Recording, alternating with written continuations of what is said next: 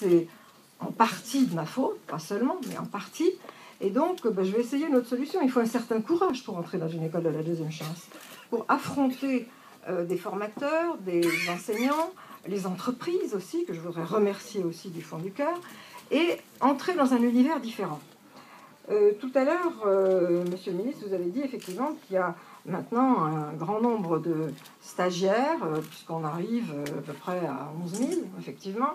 Bon, il faut savoir qu'il y a quand même plus de 100 000 jeunes qui sortent du système scolaire français sans formation et sans diplôme. Alors je ne dis pas qu'il faut beaucoup plus d'écoles, parce qu'il y en a quand même déjà beaucoup. Peut-être qu'il faut trouver l'autre système.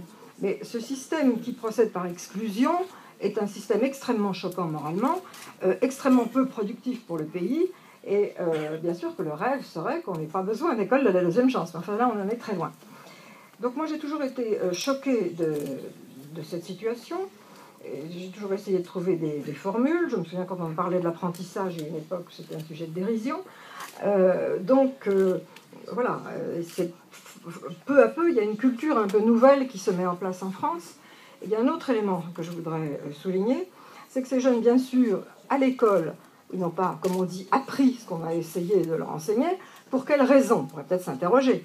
Pourquoi est-ce que c'est toujours des jeunes des mêmes catégories sociales qui n'apprennent pas et que les autres apprennent? Simplement parce qu'il y a un entourage, une famille, tout un ensemble de circonstances qui font que c'est plus facile de se poser des questions et d'appréhender, d'avoir de la curiosité.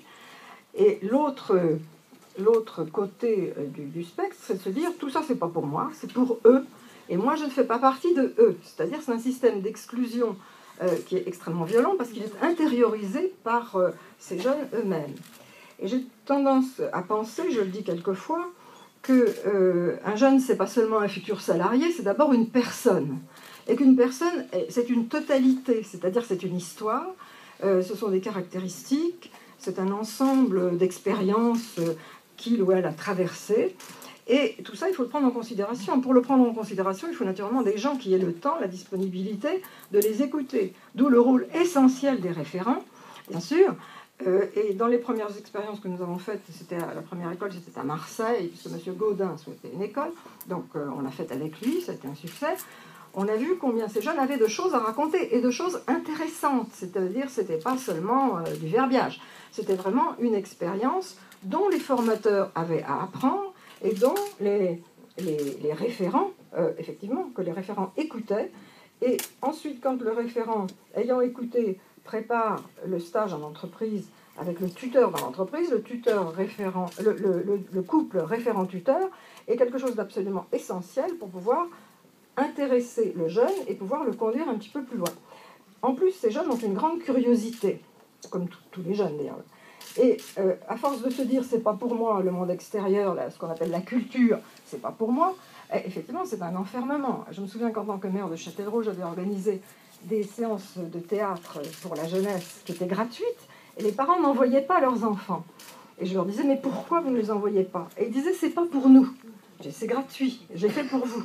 Mais non, ils considéraient que c'était pas pour eux. Donc il y a un mur invisible qui est la chose la pire. Parce que c'est quelque chose qui n'a aucune raison rationnelle, mais qui simplement repose sur tout un comportement, toute une façon de vivre la vie quotidienne et la société, qui est quand même quelque chose d'extrêmement choquant.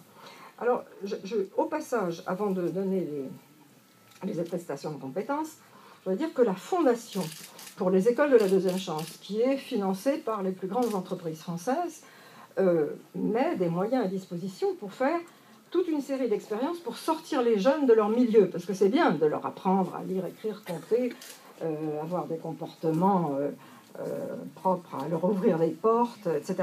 Mais il y a aussi des choses qu'il faut découvrir. Je prends un exemple, et c'est quelque chose de pas coûteux. Moi, je suis présidente de l'école de la deuxième chance de Châtellerault. En 3 jours, on emmène les jeunes, une journée, ceux qui habitent les HLM de Châtellerault, on les emmène visiter l'aquarium géant de La Rochelle. Donc ça, c'est toute une faune dont ils n'avaient pas la moindre idée, c'est magnifique. De là, on va visiter une usine de porcelaine à Limoges, donc l'histoire de la porcelaine, les techniques, à quoi ça sert, comment on fait.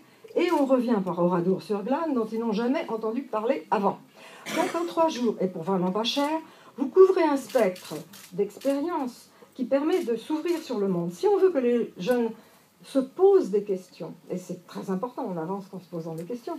Il faut naturellement que leur curiosité soit attisée par des choses que, pour diverses raisons, qui tiennent à leur histoire, ils n'ont pas eu l'occasion de connaître ou d'appréhender.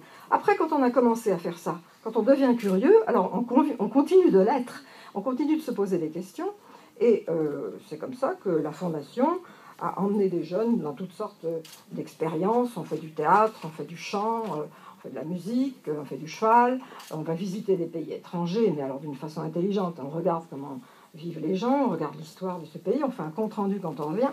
Donc ce sont effectivement des expériences qui apportent beaucoup. Voilà. Donc,